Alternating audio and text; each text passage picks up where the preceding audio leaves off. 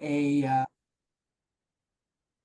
thanks, Rob. Sorry, I should have given you a little more notice on that. My name is Kevin Olson. I'm a recovered alcoholic. Welcome to the Fourth Dimension Big Book Study for everyone who's listening on YouTube. And yeah, I was away last week. I was on a little bit of a vacation and grateful to have that opportunity. And thanks to everyone who helped out. Thanks to Brad, my sponsee, and anyone else who kind of stepped in last week. So let's get into the meeting tonight. We will start, as we always do, with the set-aside prayer. God, please help me to set aside everything I think I know about you, about me, about my fellow man, about the 12 steps. And please allow me to gain a fresh new vision, perspective, and understanding of what you, what me, what my fellow man, and the 12 steps are all about. Amen. Okay, and as this is the Fourth Dimension Big Book Study, I always like to read the two parts of our book that refer to the fourth dimension. The first one will be on page 8. Bill Wilson writes, I was soon to be catapulted into what I like to call the fourth dimension of existence. I was to know happiness, peace, and usefulness in a way of life that is incredibly more wonderful as time passes. And you know what? From time to time, guys, I get people asking me, well, what is the fourth dimension that you talk about all the time, Kevin? I think that's a pretty good explanation. That's a pretty good description right there. To know happiness, peace, and usefulness in a way of life that is incredibly more wonderful as time passes. Okay, and on page 25, Bill Wilson writes that we have found much of heaven and we have been rocketed into a fourth dimension of existence of which we had not even dreamed. We're going to be catapulted. We're going to be rocketed, guys. And for the sake of tradition, everyone who would, please put one hand up like this. Everybody put another hand up like this. And everybody go, oh, yeah. So silly. I insist on silliness. I insist on a way of happiness, peace, usefulness, and silliness of which we had ever even dreamed. Wonderful to have you guys here. We're going to be on step 4 tonight. We're going to carry on through step 4. I'm going to do my best. I've sat up as best I can. Some of you know I just moved recently, and so I'm still trying to get the whiteboard thing sorted out. I'm not sure if you can see the whiteboard. Is that all right, you guys? Mm-hmm. I'm going to try to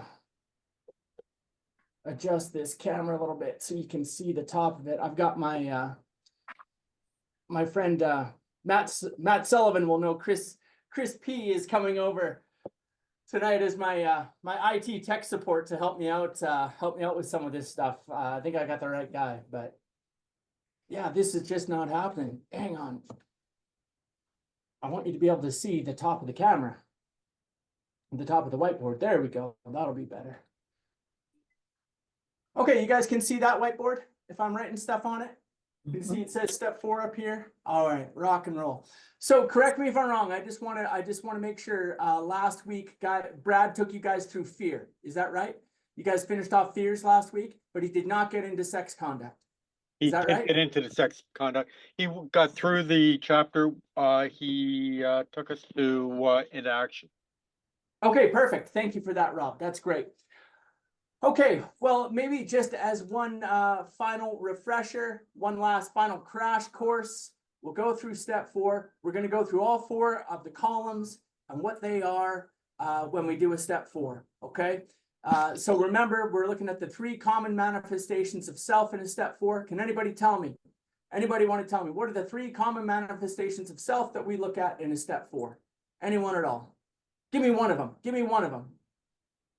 I see Winnie. I see Winnie's. Selfishness? No. No. That's the root. Convinced that self manifested in various ways is what had defeated us. We considered its common manifestations. So Rob K just threw it up there. Very good. Resentment. Common manifestations of self are resentments, Fear, and sex conduct. Okay. and sex conduct. Okay. So. And guys, again, we're going to go through this just really quickly. So in step 4, when we look at resentments,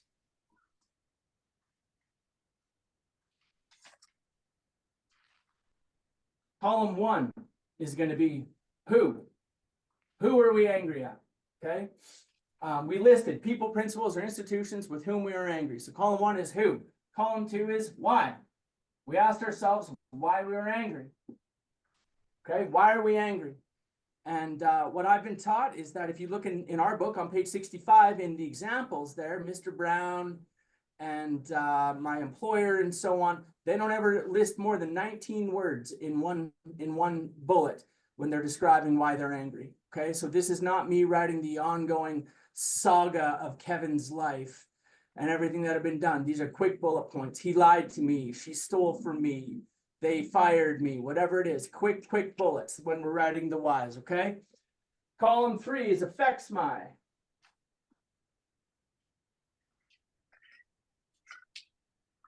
Okay, I'm not going to write them all out right now because we're going to go through this just very quickly and we'll get into step 5. Affects my. Does it affect my self-esteem?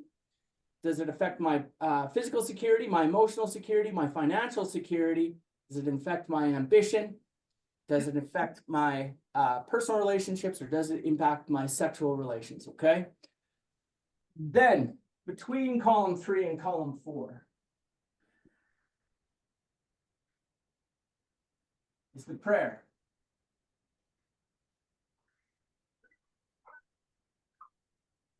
Prayer is on page 67 and page 552. We said to ourselves, this is a sick man. How can I be helpful to him? God, save me from being angry. Thy will, not mine, be done. That's the prayer on page 62. And if you go read the prayer on page 552, it'll say, if we want to overcome resentment, if we will pray for the person or the thing that we resent, we will be free. If we'll ask for their happiness, their prosperity, their joy, their happiness, we will be free. Okay. And it's my experience that I have to do this. I have to say this prayer. I have to unclog that channel of anger before I can look at column 4 in any kind of a reasonable way.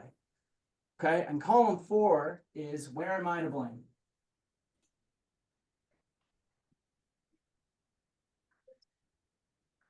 Where am I to blame? Where am I to blame when I look in the past? And we go to page 62 and we look at that we had made decisions based on self that later placed us in this position to be hurt. Okay, I stepped on the toes of my fellows and they retaliated. And their retaliation is whatever I wrote in column 2. See, I think that I'm just standing here minding my own business when this person just came up out of the blue and put the whammy on me for no good reason. Okay, and the reality is what I needed to start looking at is that what I was actually doing was stepping on the toes of my fellows, making decisions based on self, putting myself in a position to be hurt. Okay, so for example, on page 65, if you look at Mr. Brown, I'm resentful at Mr. Brown because he told my wife about my mistress. Okay, well, guess what? If I don't have a mistress, Mr. Brown doesn't get to tell my wife about my mistress. Okay, it's telltale. Okay.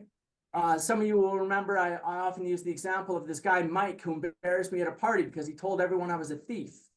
And I was just appalled and exposed and humiliated that he would do that to me. And I held on to that resentment for years until many years later, sitting in treatment with a pen and a piece of paper, where I realized that I had been a thief, that I had actually stolen from him many times. And if I hadn't stolen from him, he wouldn't have the opportunity to embarrass me like that. Okay, so where am I to blame in the past? Where am I to blame when I look in the mirror? Which is to say, the very thing that I am judging this person for. Have I ever done, or am I capable of doing the same thing when I look in the mirror? So with respect to Mr. Brown, okay, telling people about my business, have I ever done that?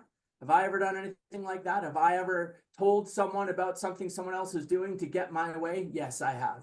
Okay. What Mike did, my buddy Mike, okay, when he told a room full of people, he used me as a punchline in a room full of people to make himself look better. Got laughs at another person's expense. Have I ever done something like that? Of course I have. Of course I have. And that's where we start to build compassion, guys. Okay. I've learned that there is a difference between sympathy, empathy, and compassion. And compassion is what I want to aim for. Sympathy is I feel sorry for you. I feel sorry for you. Empathy is I feel what you feel, but compassion is we are the same. We are the same. And when I look at in the mirror, I can see, hey, you know, I could certainly be guilty of the same thing. It neutralizes the resentment. My grant sponsor, Clancy, often talked about our disease is a disease of perception. Okay. We see the world, but we see it terribly. Okay. We don't see the world correctly. This process helps me to see the world correctly. Chuck Chamberlain, who would actually be my great grant sponsor now, I guess,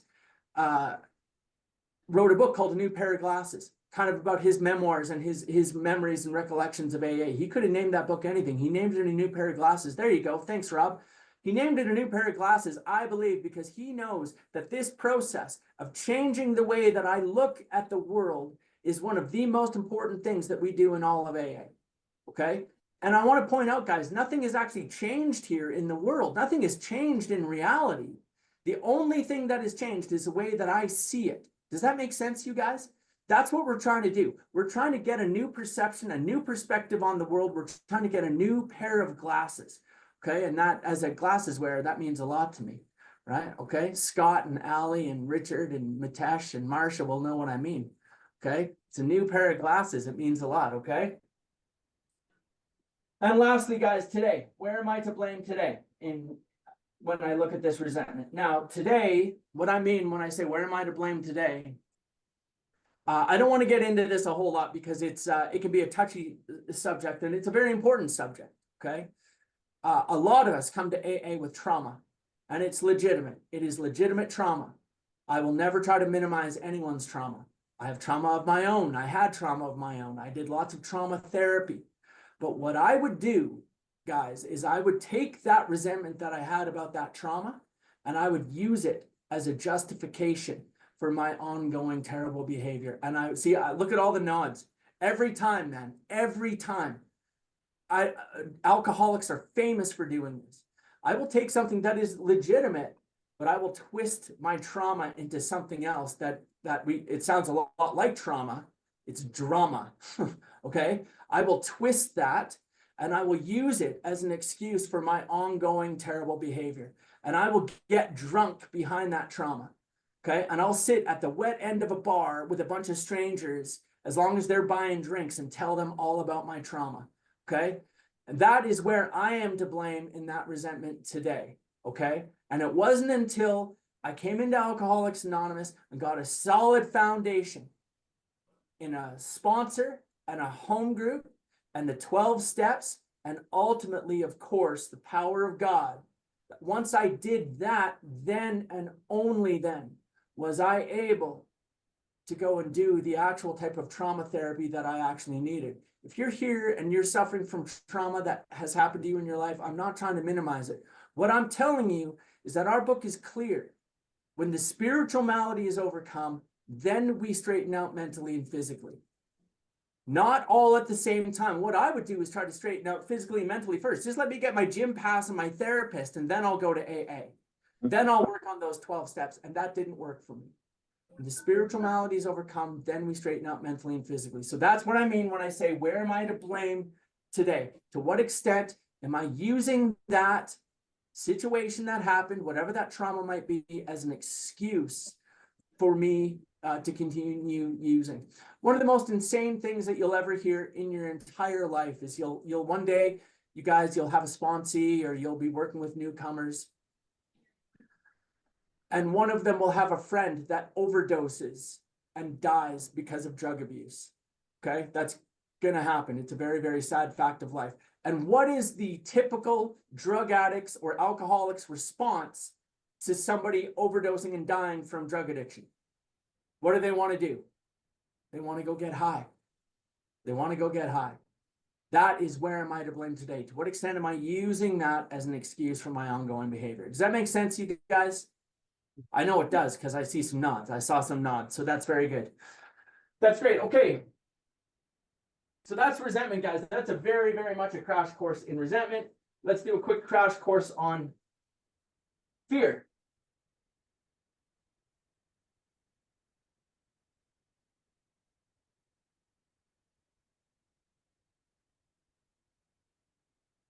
Okay, column 1. What is the fear? What am I afraid of? And I didn't think I had any fears when I first came to AA. I had no idea what they were referring to. And don't forget, guys, if you're challenged with this, we can always go to Google and we can always write step 4 resentment prompt and step 4 fear prompt. Okay, I keep coming out of the camera here. I don't know if you guys can see that, but this is a I put that in the chat. So Oh, they, great. they can upload it if they, or download it if they want. That's great. Super important. This was super important for me. Okay, to start writing down all my the types of fears I have, like fear of self-expression, fear of authority, fear of being in debt, fear of creditors, fear of failure, fear of success, all these types of fears. Fear I'm going to die alone, fear I'm going to get sick, whatever the fears might be. Okay, column 1, what is the fear? Column 2, why do I have the fear? Okay, well, because it's going to be painful, or I'm scared that I'm never going to change, or whatever it might be, whatever it is. So column 1 is what is the fear? Column 2, why am I afraid? Column 3, how has self-reliance failed me?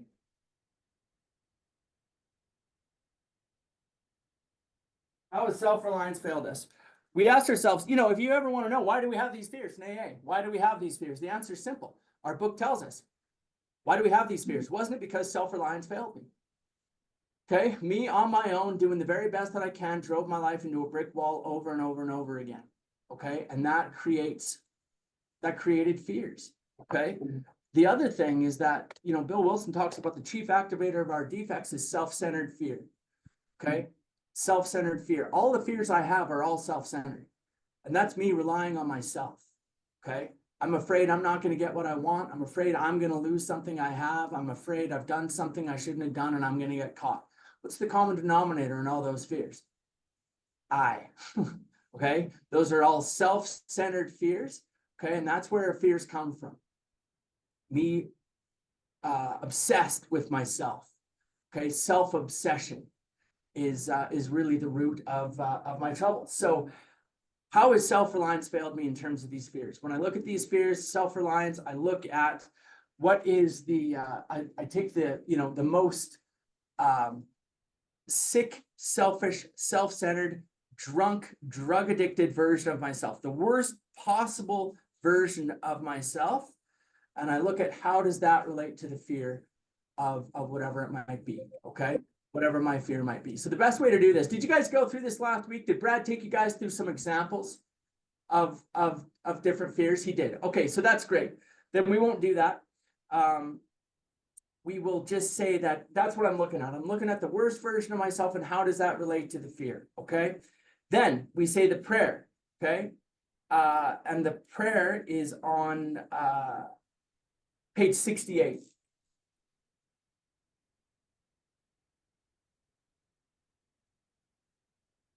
And that prayer is very simple. We ask God at once to remove our fear and direct our attention towards what he would have us be. That's it. Okay. Now, here's the thing, guys, and this is kind of step 6 and 7. I can only apply that fear if I'm aware that I can only apply that prayer if I'm aware that what I'm experiencing is fear. Okay. So I have to be able to stop and pause and say to myself, you know, I feel agitated. I'm off the beam right now. I feel very irritated somehow. There's something wrong. I feel, Bill Wilson called it tangled up. I feel tangled up right now. I have to stop and ask myself, what's going on with me right now? Oh, this is fear. I'm experiencing fear right now. That's what's going on. Then I can apply this simple toolkit and ask myself, what is the fear? Okay. I can say to myself, why do I have the fear? How is self-reliance failing me right now?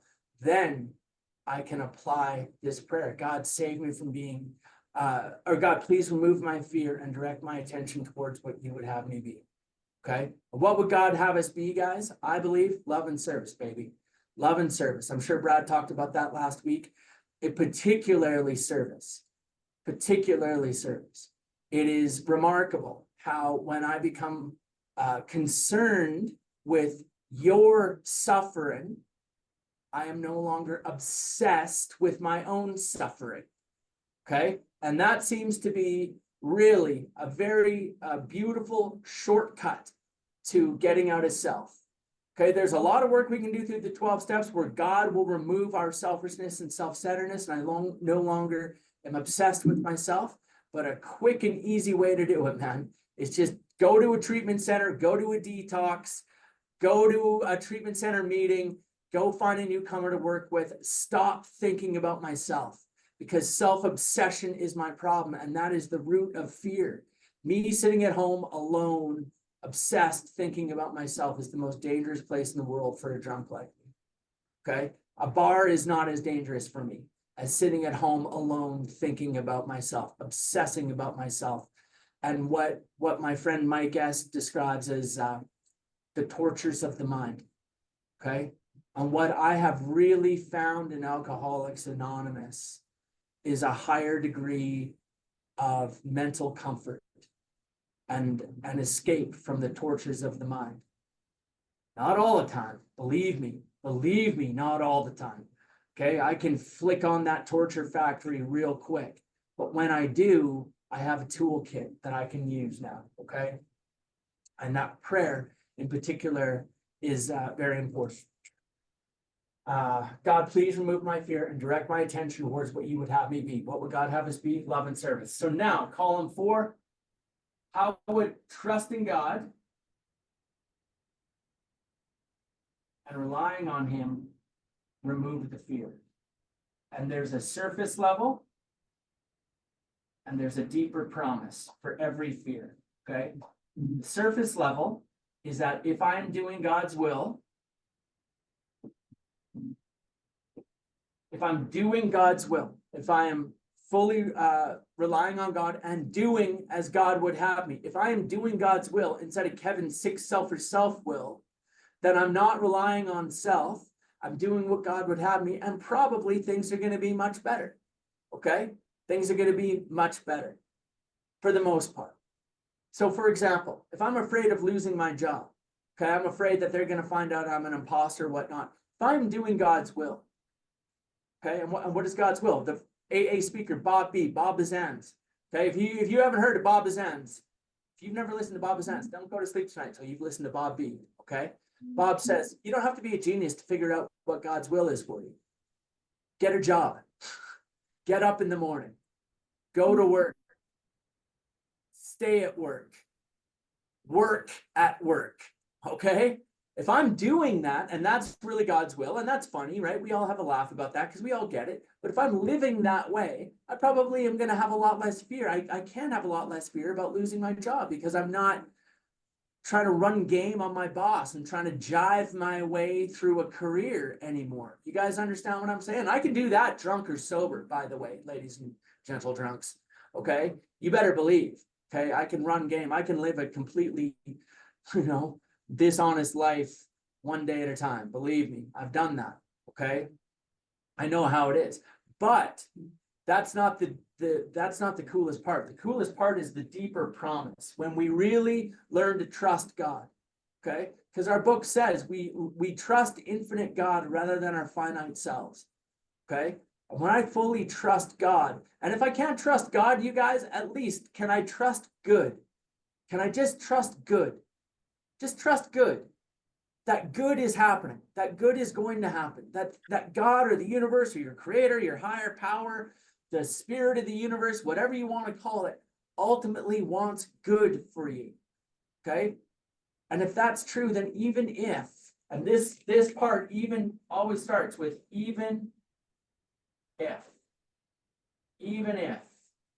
if I lost my job, even if she leaves me, even if my car breaks down, even if the cancer treatment doesn't work, even if I can trust good that I will be certainly sober and that I will be well and all will be well and that I can be okay and that I can be more concerned with your suffering than my own suffering, and I can learn that is really, that self-obsession is really the root of all of the pain that I feel, okay? And so I can trust God. I can trust good.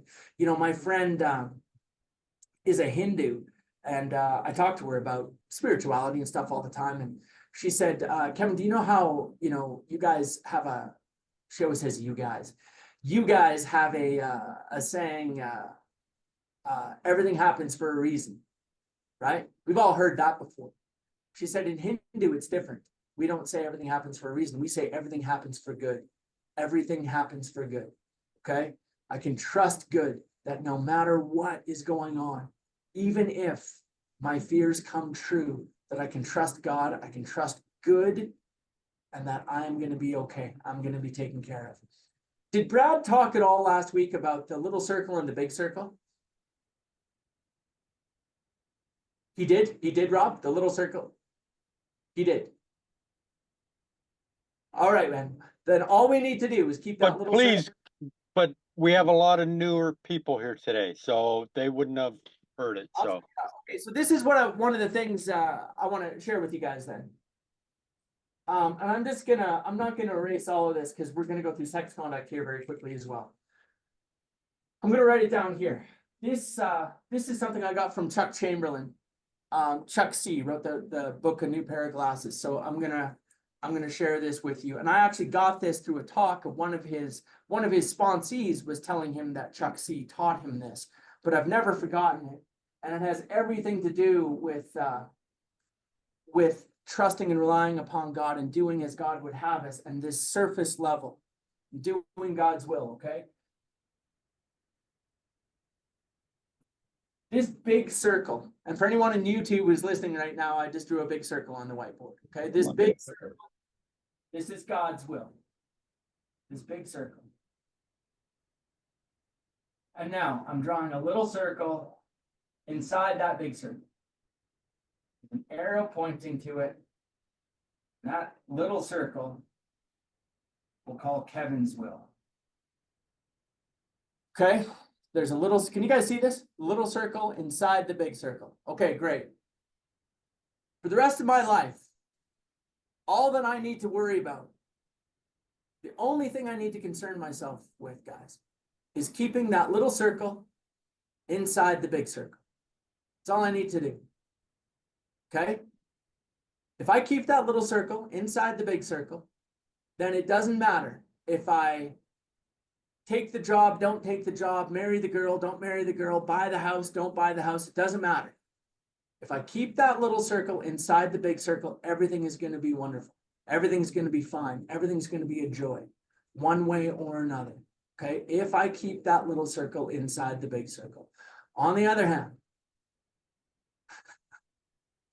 if I let that little circle get outside the big circle, then it doesn't matter if I buy the house, don't buy the house, marry the girl, don't marry the girl, take the job, don't take the job. It does not matter. If that little circle is outside of the big circle, everything's going to be a horrible mess and painful. And it does not mean I need to drink. Okay. What it means is that I'm living in self-will and self-obsession, and I'm relying on self again. Relying on self-will. And what we really do in AA, guys, is we align our will with God's will. Okay? That's what I need to do. And I can exert my intellect and my willpower, all that I want along those lines. It's the proper use of the will. Okay? To use my powers for good instead of evil, if you will. Okay? And that's what we really do. And when I bring that little circle inside the big circle, okay, I have nothing to fear. I really have nothing to fear. And even if the worst case scenario happens, even if some of these fears come true, I can know that I can still live a life of happiness, usefulness, and peace in a way of life, which is incredibly more wonderful as time passes. Okay, because we're living in the fourth dimension. All right. Now, let's get into sex conduct quickly, and then we'll get into step 5. And for anyone who's like, whoa, what's Kevin, slow down. Just understand, we spent like the last 2 weeks going through all this stuff. So I'm just doing one kind of final wrap up.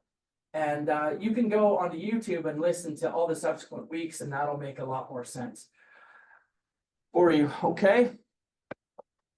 Now, in terms of sex conduct, So first of all, like, why do we talk about sex conduct? Well, I think there's some very good reasons why we talk about sex conduct. The first is, you know, if I was in public with one of my sponsees and we were talking about the 3 common manifestations of self that we would talk about in a step 4, I would say, well, sponsee, we're going to look at your resentments, we're going to look at your fear, and we're going to look at your sex conduct. Okay? And that's part of why we need to look at it, because there's so much guilt and shame and hidden secrets within my sex conduct. God knows there was for me. Okay, I am you know, what our book describes as someone who you know, in my life has been on a straight pepper diet, ghost pepper diet at some, you know, anyway. And I'm not boasting, I'm not bragging in any way, believe me. It was not pretty, but I needed to know, man. Our book says we all have sex problems.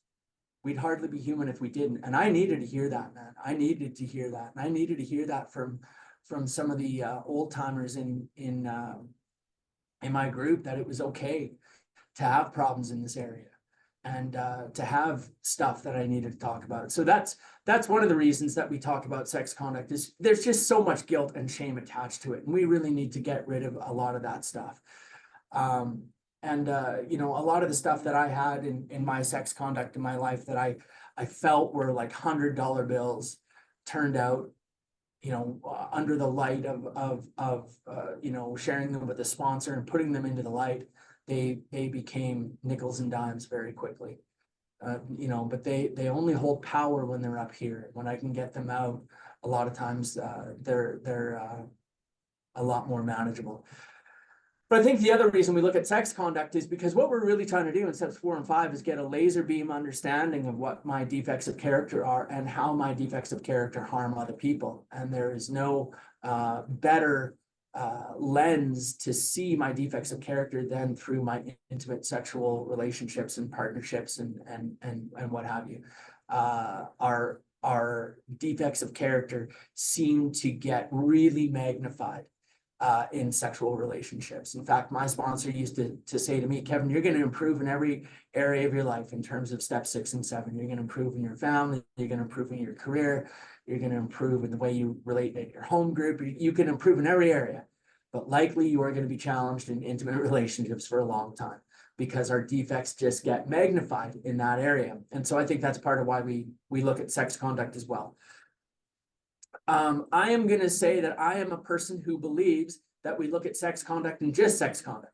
I understand that there are those who believe, no, we look at all harms right here. Everyone we've harmed, that's who we look at. We asked ourselves who we'd harm. See, Kevin, see, that's, and I'm like, well, in my opinion, you know, and my experience, what our book says is now about sex. I think it's pretty clear. This section is about sex. Now about sex. Then at the end, it says to sum up about sex. It doesn't say to sum up about sex and others we had harmed. Okay. And I also think that I'm pretty clear that we have a step where we list everyone we'd harmed. I'm pretty sure step 8 says made a list of everyone we've harmed, made a list of all persons we had harmed. Okay. So that's me. That's how I work with my sponsees. If your sponsor tells you something different, your sponsor is right. If your sponsor tells you that in your step 4, we do everyone we've harmed, that's fine. That's fine. Okay. But so what we want to do here in terms of sex conduct inventory, column 1, who would we harm? Column 1 is who, column 2 is how. What did we do? How did we harm them? Column 3, where did we unjustifiably arouse jealousy, suspicion, or bitterness? Where had we been selfish, dishonest, or inconsiderate? I'm just going to write aroused. Jealousy, suspicion, bitterness, or hatred, I think is what, jealousy, suspicion, bitterness.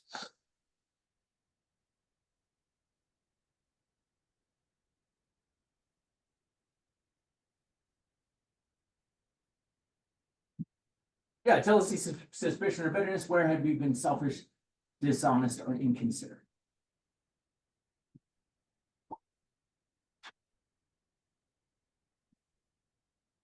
Okay, and so when I talk about this, guys, for years, I used to do this and think about where had I unjustifiably aroused jealousy, suspicion, or bitterness in other people.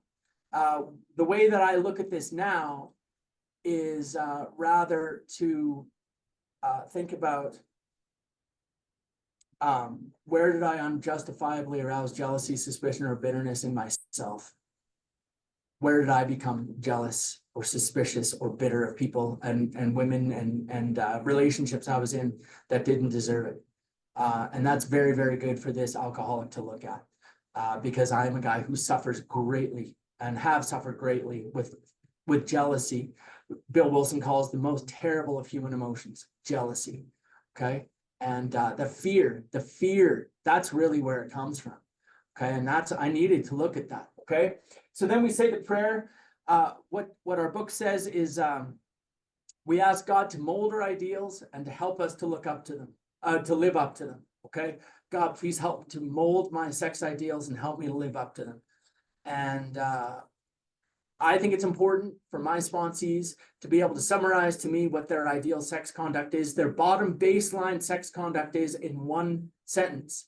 Okay. For example, mine is no sex outside of a committed relationship, period. That's it. That is my bottom baseline sex ideal.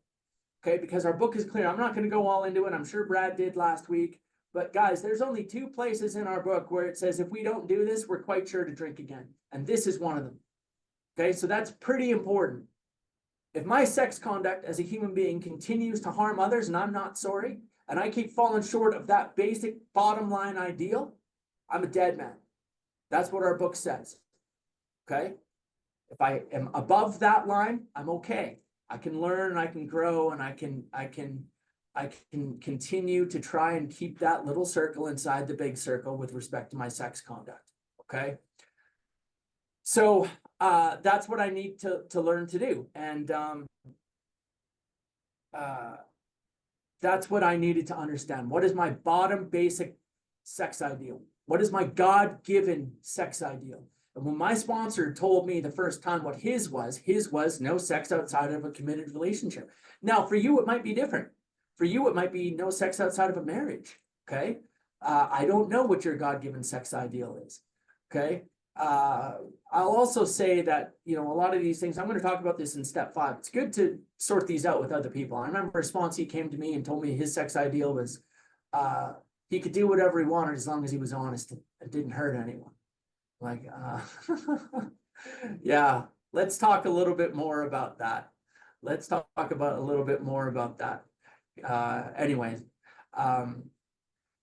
I believe, though, guys, that there are ultimately, in terms of my growth as a human being and as a man and as a grown-up and an adult and one of God's kids, that there are 3 ideals that I want to look at. Maybe Brad talked about this already last week, but I'm going to mention it again. Number 1, what is my basic God-given sex ideal? Okay. Anything above that line, I'm okay. Anything below that line, I'm in danger of getting drunk. Simple. Okay. And I have my sponsees. I want my sponsees to be able to tell me in one line what it is so that it's simple for them. They're not guessing when they're in the heat of the moment, so to speak. We don't want to have any blurred lines or gray area about what is okay and what is not okay. Okay. I needed to define that for myself. No sex outside of a committed relationship. Okay. And then it begs the question about, well, how do you define committed? I'm committed right now. I'll tell you, anyway, that's, what does that mean to me? Right. And then from a emotional responsibility standpoint, I need to be honest with my sponsor. I need to be honest with God and myself and my partner about what a commitment means. Right. What does that really mean? And no sex outside of a committed relationship. The second ideal that I want to look at is I want to ask myself, what am I looking for ideally in a partner? Who do I ideally want to be with? Okay, that's something I had never done. I just kind of took whoever was standing at the bus stop and let's go. Okay, okay. No, I need to ask myself, and what are the things I'm looking for? And how are those changed? How are those evolved? How important is it to me to have someone who is spiritual, who believes in God? You know, and I was talking to a sponsee about this the other day, and I think it's equally important, not necessarily that she has to be spiritual or believe in God, but I definitely have to be with someone that affirms and supports the work that I do in Alcoholics Anonymous. And I definitely have to be with someone who understands and affirms and supports my spiritual recovery in Alcoholics Anonymous and the work that we do, and understands that there's going to be times where, I mean, they call, I go. That's how it is. So yeah, we're going to be, you know, on the couch watching Netflix, eating M&Ms, and it's going to be a nice little romantic night. And depending on the situation, if they call, I might have to go, and I need someone who understands that. Okay. So these are things ideally that I'm looking for. Now, the third ideal that I look for, God-given sex ideal, and I think most important, who do I want to be in relationships? Okay. Who do I want God to mold me into becoming in relationships? Who do I want to be? I want to be kind, certainly, honest. I want to be able to communicate. I want to be able to think about their needs, not just my own. I want to think about how I can bring joy to their life. What can I do to relieve their suffering? It's a good question. Who do I want to be in relationships? And how can that evolve over time? Okay, and how can that improve? So lastly, guys, that's what we're talking about when we talk about sex ideal. Okay, we ask God to mold our ideals and to help us to live up to them. Okay, that's it. God, please help mold my sex ideals. Hey, Alex, you look like you're out at a cabana somewhere. He's got his sun hat on. Anyway, what can how can I live up to my ideals, and what are my ideals and how can I live up to them? Finally, guys, column 4, what should I have done instead?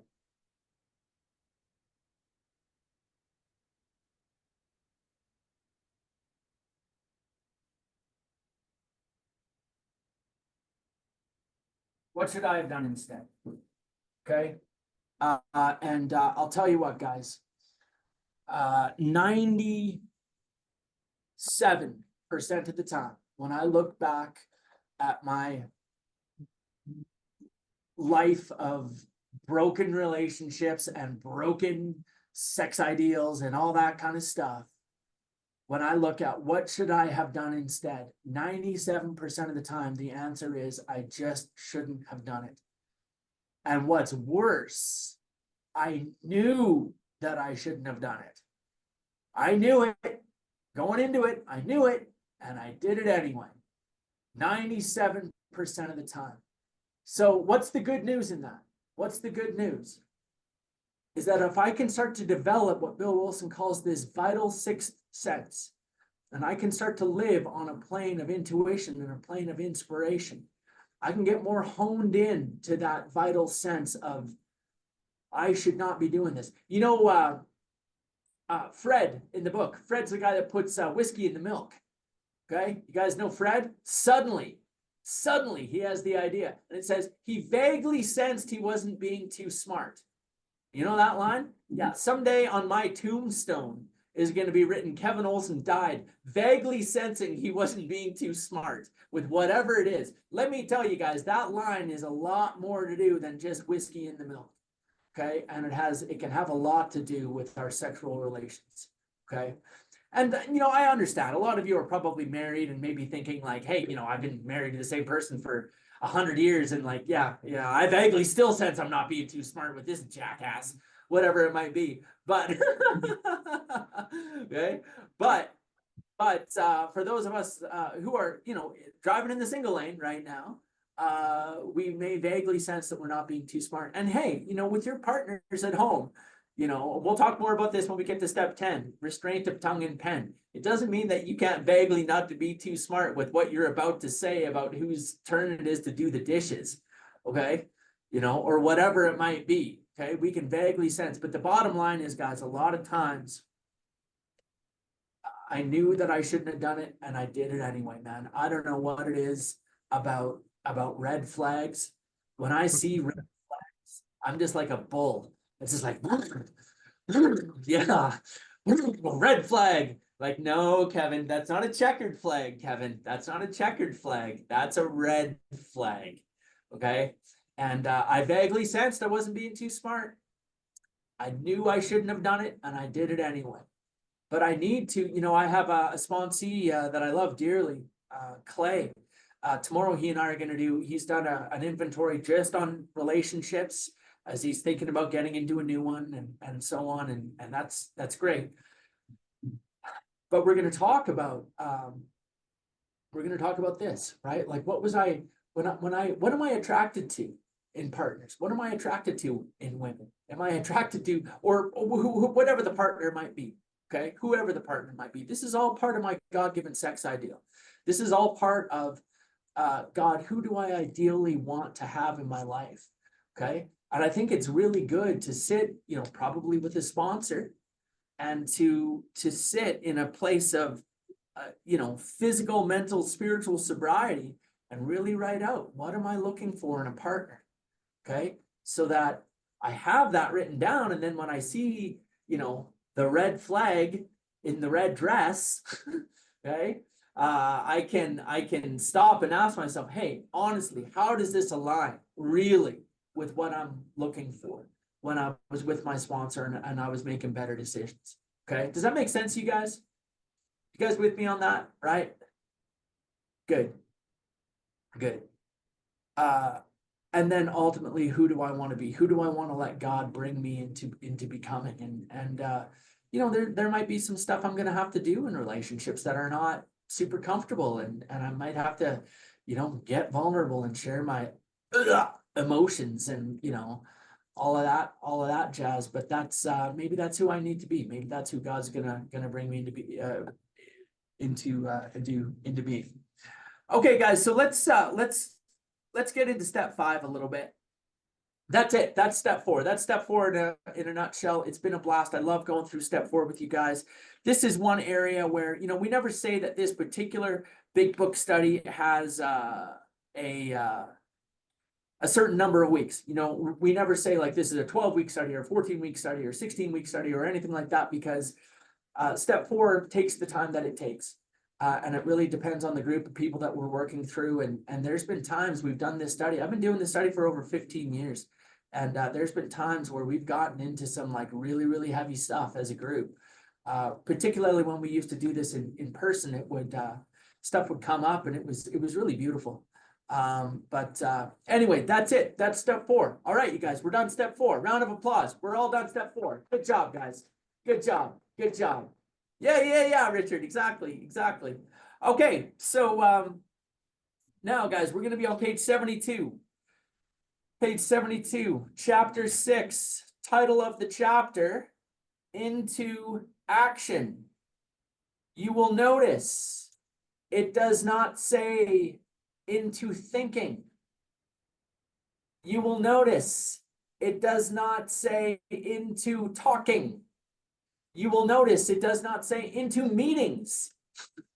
Okay, it says into action.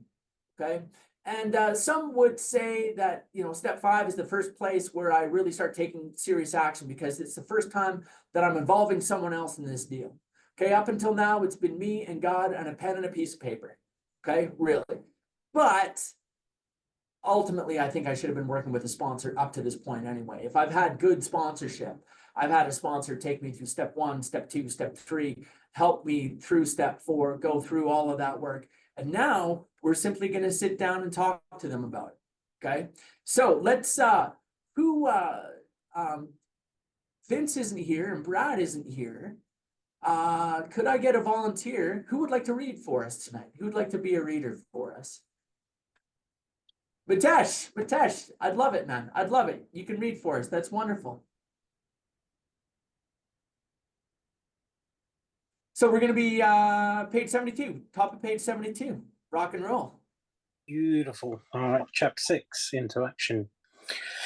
Having made our personal inventory, what shall we do about it? We've been trying to get a new attitude, a new relationship with our Creator, and to discover the obstacles in our path. We have admitted certain defects. We have ascertained in a rough way what the trouble is. We have put our finger on the weak items in our personal inventory. Now these are about to be cast out. This requires action on our part, which, when completed, will mean we have admitted God to ourselves and to another human being the exact nature of our defects. This brings us to the fifth step in the program of recovery mentioned in the preceding chapter. Okay, so This- anyone who doesn't know, I mean, I presume most of you know, I know a lot of you have a lot of time in the program. What we're doing here in step 5 is simply really reading our step 4. That's what we're doing. We're taking our step 4. We're going to go talk to someone else about what has been going on in our life. Okay. And I'm going to have Mitesh keep reading here for us. And I got to tell you guys, there's a line that we're about to read that I think is absolute poetry. And I think for me is one of the most important lines in all of Alcoholics Anonymous. And is something I should truly just like get tattooed on the back of my hand, so I never ever forget. Mitesh, back to you. This is perhaps difficult, especially discussing our defects with another person. We think we have done well enough in admitting these things to ourselves. There is doubt about that. In actual practice, we usually find a solitary self-appraisal insufficient. Right Many there, of guys. us, That's it. Poetry. Solitary self-appraisal insufficient. That is it, guys. Solitary self-appraisal is insufficient. Me on my own, pen and paper, it's good, but it's very seldom accurate. Very seldom. Okay? Most of the time when I'm doing this with a sponsee, they'll have some idea of what column 4 is, where they're to blame. But most of the time, once we start to really unpack it, and I let someone else see what's going on, and they have no emotion attached to it, they are able to see the reality of the situation. A sponsor, the purpose of a sponsor, brothers and sisters, is to give me judgment and clarity without emotion attached to the plan or the idea. Okay? And they can look at my step 5 and they can really tell me, you know what? Some of you know, about 2 or 3 weeks ago, I did another step 5 with my sponsor. And this is, you know, probably I've been sober 15 years. And so this is probably like my 15th one that I've done. And it was very necessary. As some of you know, I've had some stuff going on this year. It's been a year. Okay. I had some stuff, man. And I was, again, reminded of the power of step 5 when my sponsor took a look under the hood and was able to give me some clarity that it was astonishing to me how he was able to change my perception of these situations because he didn't have any emotion attached to what I was talking about. Okay? I was deluded and rationalized, and you don't understand, but she also did this, and it was on and on and on and on and on and on. And my sponsor just said, none of that is real. None of that is real. Here's the reality. And it's not like the reality was, you know, I was thinking this way and it was completely the opposite. It's like I was talking about New York City and he was like, no. The reality is like Miami, Florida. Like that's how far off I was. It's like, oh, astonishing, amazing to me. And what a joy as a sponsor that I get to sit and be on the, you know, tomorrow I'll be with my sponsee talking about his relationship inventory and I'll get to be on the other side of that. What an incredible joy. What an incredible honor to get to be the guy who receives step 5s. And I've listened to hundreds of step 5s. I know that because when I first started doing them, I had a bag of tea light candles. You know, tea light candles? There was 100 of them in there. And every time we did a step 5, I lit one of those tea, and that bag of 100 candles has been gone for 10 years. So I've heard a couple of these, man. And it's always some of the most spiritual moments I've ever had in my life We're not even doing my own fifth step. It was sitting and listening to someone else's. Okay. So I am mindful of the time here, guys. We'll get through a little bit of step 5, and then we'll pick it up again next week, and we'll do kind of a 5, 6, 7 next week. Okay. But let's just keep reading for now. Mitesh, I appreciate you reading very much. No worries. Many of us thought it necessary to go much further. We will be more reconciled to discussing ourselves with another person when we see good reasons why we should do so. The best reason first, if we skip this vital step, we may not overcome drinking. Okay, Time off- guys. If I were you, I would take the highlighter. I'd make a note there, man. Again, there's only 2 places in our book where it says if we don't do this, we're going to drink. Okay. So maybe I should pay attention to that. Okay. What's the first one? What's the first one? If I don't do this, if I don't change in this area, I'm going to drink. What's the first one? We just talked about it, guys. Somebody unmute and tell Sex me. conduct. Heard me. Sex conduct. Sex conduct. If my sex conduct as a human being doesn't change and I continue to hurt people, I'm quite sure to drink. We are not theorizing. These are facts out of our experience. That's what the early members, the first 100 said. These are facts out of our experience. We will continue to hurt people and we will quite sure to drink. The best reason first, if we skip this vital step, we may not overcome drinking. Okay. There's only 2 places in our book where it says that. One is on sex conduct. The other is at step 5. Tells me that this might be a pretty important little juncture that we're at here in AA. Okay. Back to you, Mitesh. Time after time, newcomers have tried to keep to themselves certain facts about their lives. Trying to avoid this humbling experience, they've turned to easier methods. Almost invariably, they got drunk. Having persevered with the rest of the program, they wondered why they fell. We think the reason is they never completed their house cleaning. They took inventory all right, but hung on to some of the worst items in stock. They only thought they had lost their egoism and fear. They only thought they had humbled themselves. They had not learned enough humility, fearlessness, and honesty, in the sense we find it necessary, until they told someone else all their life story. More than most people, the alcoholic lives a double life. He is very much the actor.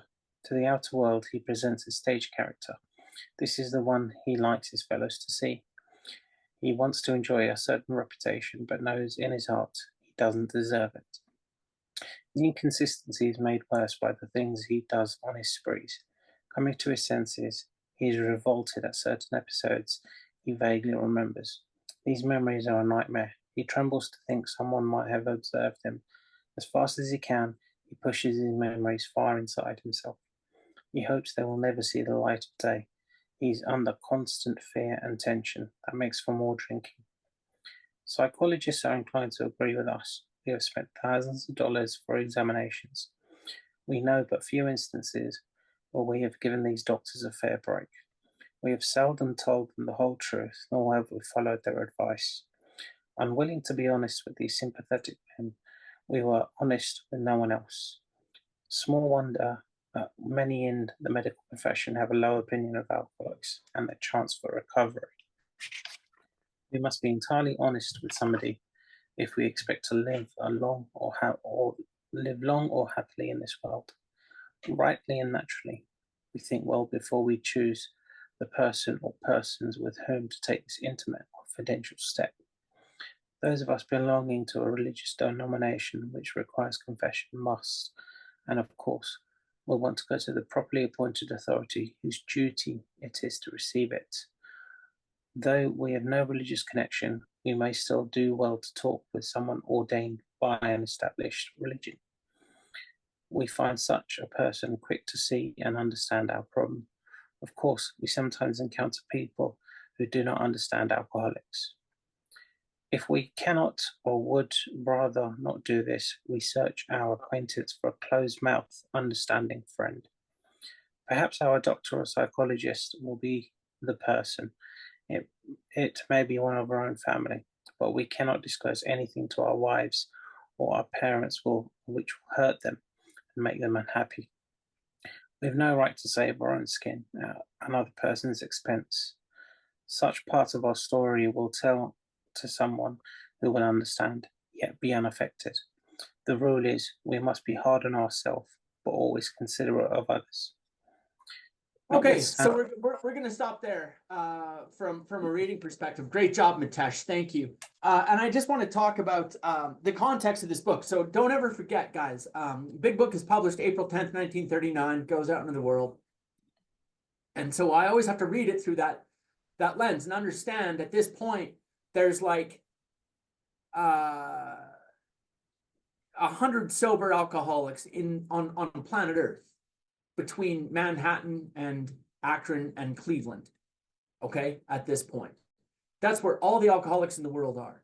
And so it may be that you got a copy of this book and you were sitting in Chicago, or you were sitting in Houston, Texas, Dallas, Texas, you were sitting in Los Angeles, you were sitting in Winnipeg, Canada, is where the first Big Book came to Canada. You're sitting there and you got a copy of this book by yourself.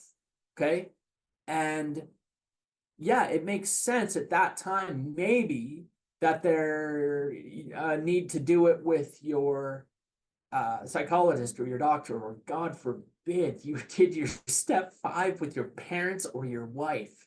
Okay, but at that time there's no one else around. It was just you and a copy of this book. Okay, that is not the way it is anymore. We're not going to do our step 5 with our doctor or a psychologist or our moms and dads or our partners or whatever. You can, there are no rules in AA. You can do whatever you like. If you want to do it that way, go ahead. Okay, if bop to you drop. My suggestion is you don't do that. My suggestion is certainly you can do it with someone from, ordained from clergy, whatnot. My suggestion is you do it with your sponsor. I think there is so much important and good reason to do your step 5 with your sponsor. I think it strengthens the relationship and the bond between the sponsor and the sponsee. I think that it allows us, when we get to step 6, 7, and particularly 8 and 9, it gives us a much better lens on what our motivations might be in terms of wanting to make amends to people, because we've heard the 5th step. I think it's super important. The other thing is that I really believe a step 5 should be a back and forth. It should be a dialogue, not a monologue. And so when my sponsees are sharing their garbage with me, you better believe I'm sharing my garbage with them about, yeah, I know how that is, man. I've done stuff like that. You're not alone. And you're just not going to get that with your mom and dad. And you're not going to get that with,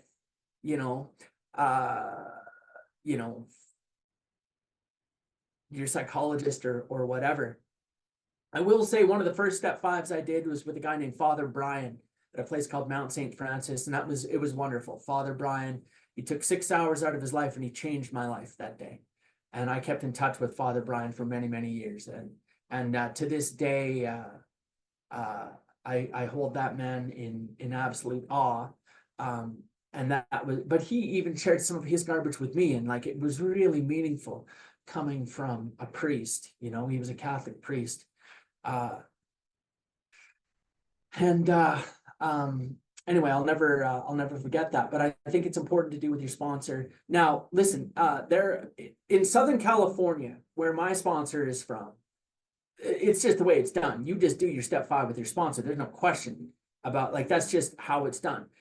Here in Calgary, where I live, there is some thought that you shouldn't do it with your sponsor because you may want to impress your sponsor, and so there's stuff that you might hold back. You're not going to tell your sponsor, okay? And if that's the case, just let me tell you, if you're here and you're new, there's nothing in your step 5 that's going to shock us.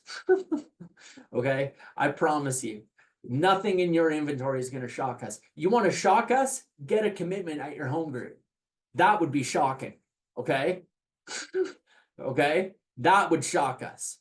Okay. I'm going to share with you what was told to me about step 5, and then we'll wrap up for tonight. That deep, dark secret, that horrible thing that you did, that unforgivable sin that you've done, that you're holding with you and you're going to take to the grave. I'm here to tell you, brothers and sisters, there's someone probably on this Zoom call who has done the same thing. Okay. And maybe did it more than once, maybe even had some fun with it. Okay. And first of all, what I was told, and I love this, and I always share this. First of all, if there's a name for what you did, if there's a name for it, that means that someone else has done it in the past. Okay.